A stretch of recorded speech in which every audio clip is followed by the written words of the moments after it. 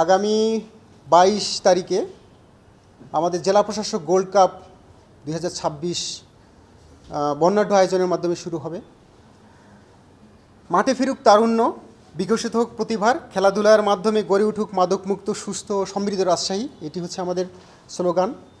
আপনারা জানেন যে উদ্দেশ্য নিয়ে খেলবে রাজশাহী, জিতবে বাংলাদেশ, এটি আমাদের স্লোগান। মাননীয় ভূমি মন্ত্রী জনাব মিজানুর রহমান মিনু এই অনুষ্ঠানের প্রধান অতিথি হিসেবে উপস্থিত থাকার সদয় সম্মতি জ্ঞাপন করেছেন। আমাদের সকল আয়োজন সম্পন্ন করেছি। আমরা আশা করি এর মাধ্যমে তরুণ সমাজকে মাঠে ফিরানো এবং মাদকমুক্ত সমাজ গঠনের যেই উদ্দেশ্য আমাদের, সেটি বাস্তবায়ন করতে পারব। আমাদের খেলাধুলার লেখাপড়ার পাশাপাশি খেলাধুলাও হবে প্রধান উদ্দেশ্য। এর মাধ্যমে প্রতিভা অন্বেষণ একটি উদ্দেশ্য, প্রতিভাবান খেলোয়াড় উঠে আসবে। এবং এই রাজশাহীতে আপনারা জানেন যে নতুন কুড়ি অত্যন্ত সফলভাবে আমরা সম্পন্ন করেছি। জাতীয় পর্যায়ে অবদান রেখেছে আমাদের রাজশাহীর ছেলেমেয়েরা।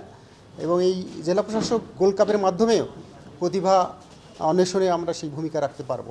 আমরা আশা করব যে এই খেলাটি অত্যন্ত বর্ণাঢ্য আয়োজনের মাধ্যমে জাঁকজমকপূর্ণভাবে, এটি সকলের অংশগ্রহণের মাধ্যমে জনপ্রতিনিধি, স্থানীয় গণ্যমান্য ব্যক্তিবর্গ সবাই এতে উপভোগ করবে।